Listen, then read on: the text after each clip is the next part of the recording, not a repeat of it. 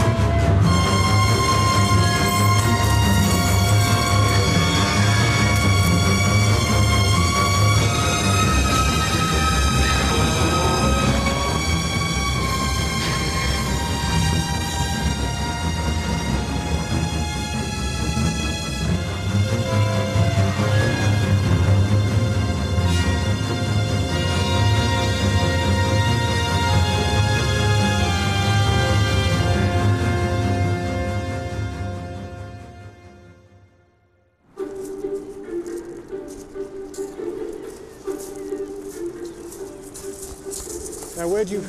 Well, I reckon if you fish off that point, cast it. Cast a fly, straight out. My first salmon. My first salmon, also the largest I ever caught. Here we come. On a Welsh river, 23 pounds. I was chuffed to bits to catch that.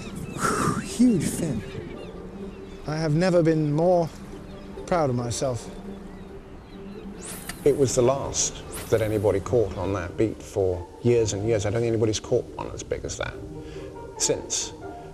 And I was triumphant, but I also have felt guilty about that fish ever since, because it was one of the last of a spring run that now no longer happens. Now, why were fewer of them coming back? Well, I didn't know, but I thought I'd better find out. And that's really what set me off on this journey to find out what was happening to fish in the sea.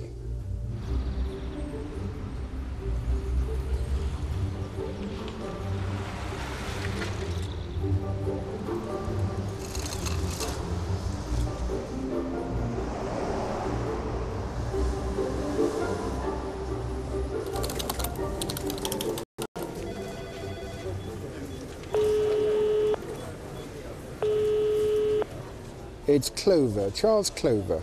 I've got some queries. Yes? What is the tuna that you serve? Which ocean is it from and how is it caught? As a journalist, what changed my view of the sea is when I walked into the wrong press conference in The Hague in 1990. And this was the first presentation I'd ever seen about the effect of trawling upon the seabed and upon the creatures that lived on it. And what they said was that trawling with a beam trawler was like ploughing a field 7 times a year. And I'm a farmer's son, and I thought to myself, how many crops would grow if you ploughed that field 7 times a year? And I thought not very much at all. And that changed my whole view of what was going on in the sea. Our view of the sea has always been that it is huge, beautiful, and inexhaustible.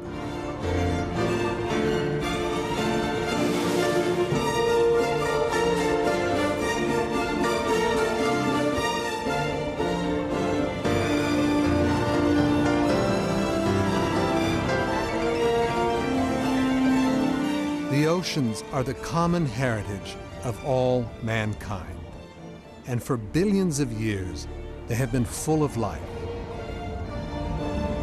These huge resources, these that we once believed to be renewable, that our whole human history has led us up to now to believe that are renewable, are not renewable anymore because of what we're doing to them.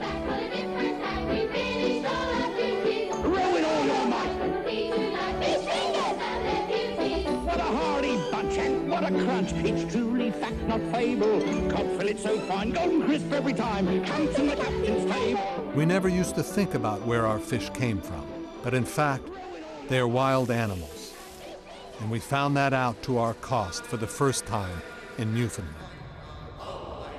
For centuries, the waters in northern Canada teemed with unbelievable amounts of codfish. Legend had it that you could walk across their backs on the water. The cod was so plentiful, the communities thrived on fishing. As the years went on, technology improved. The boats got bigger and catches increased.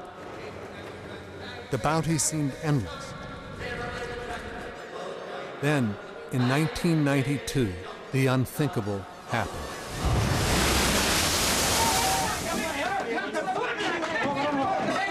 In St. John's tonight, angry fishermen vented their rage. They charged the room where John Crosby was holding a news conference, but security would not let them in. What had once been the most abundant cod population in the world had been fished out of existence. I've decided that effective at midnight tonight, there will be a moratorium on harvesting of northern cod until the spring of 1994. Either we cooperate in addressing it, or there's going to be no fish for anybody. No fish for the Europeans, no fish for the Canadians, and an ecological catastrophe on our hands. With or without Joe. With or without Joe. And not only me, every fisherman in this island, we're going fishing. Overnight, 40,000 people lost their jobs. The cod is gone, and I think within the context of cod, particularly in the Canadian perspective, is that this is a species that has been fished for centuries and centuries. Cod was the reason that people migrated from the UK, from Europe, northern France in particular, to Canada. It was because of cod. The fishing ban brought the people to the streets. They hoped that one day the cod would return. The significance didn't drop, didn't dawn on anybody till much later. Today, there are so few left that they've got endangered status in Canada, and the cod populations have not rebounded despite a moratorium on cod fishing since 1992.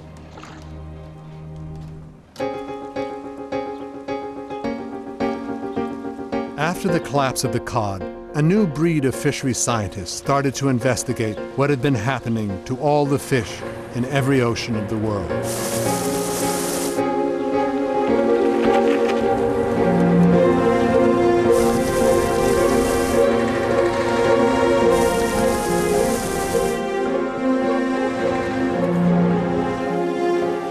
Local catches of fish had been declining almost everywhere. But what puzzled the scientists in 2001 was that the total world catch kept going up and up. It didn't make sense. The concerns that people had expressed that local stocks were going down everywhere, but that global statistics were showing an increase, that this was a discrepancy. Daniel Pauly, a leading expert in global fishing, was asked by the United Nations Food and Agriculture Organization to investigate this mystery. Daniel Pauly had the brilliance to start examining why, in the face of the evidence that you saw in front of you locally, and in the face of evidence like Newfoundland, that the figures kept going up. It was when Pauly and his colleagues looked at the reported catches from China that they found their answer. For every part of the world, the reporting was right, except for Chinese waters. When Daniel Pauly came to this department and he said, "I think they're wrong." I said, "What do you mean they're wrong?" He said, "Well, it can't be that China's catching that much." And they found that actually when you looked at the biological productivity of the sea and what we know about it everywhere else, the Chinese figures could not be right. They were just made up. They were made up by communist officials who only got preferment if the graphs went up. Graphs kept going up because they kept making up the figures. And it was a huge seismic moment. We concluded that they were so biased upward, so much, that if you corrected for this effect, the world catch would not be increasing, but decreasing.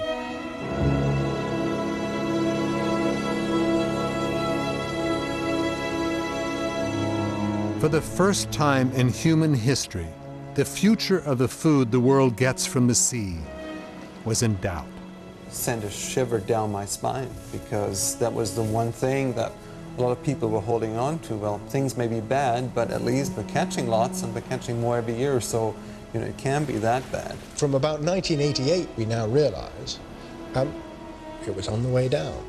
And we only figured that out in 2002. All of these things were like warning signals, and they were telling a story in aspects. This is a story that was going on at the same time as human influences elsewhere, but it's been told late. It's been told we haven't had so much time to do something about it. Now it's on us.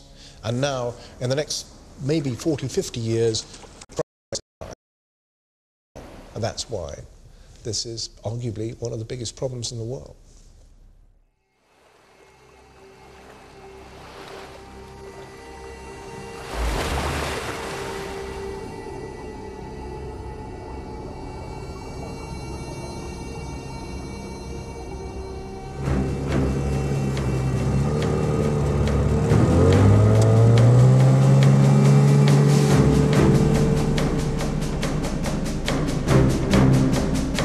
For the last 3,000 years, these men and their forefathers have expected giant bluefin tuna to migrate from the Atlantic Ocean to the Mediterranean Sea.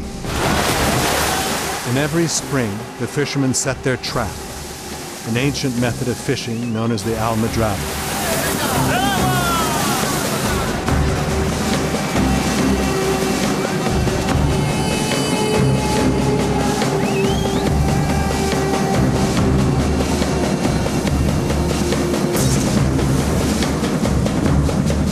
The almadraba fishermen once used to catch thousands of bluefin.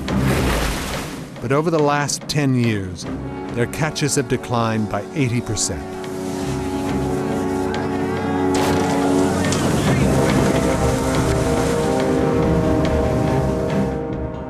Y hay atunes, pues, alegría. Todo el mundo grita, ¡viva la Virgen del Carmen! Euforia, ¿no?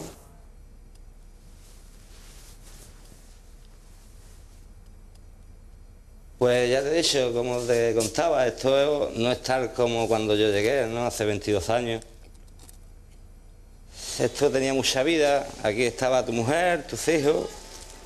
Llega un momento que ya los hijos no vienen porque la situación no está muy bien. Y el momento porque la mujer se tiene que quedar con los hijos. Es una pena que yo tengo 45 años y esté hablando de esto. Porque yo también quisiera que a lo mejor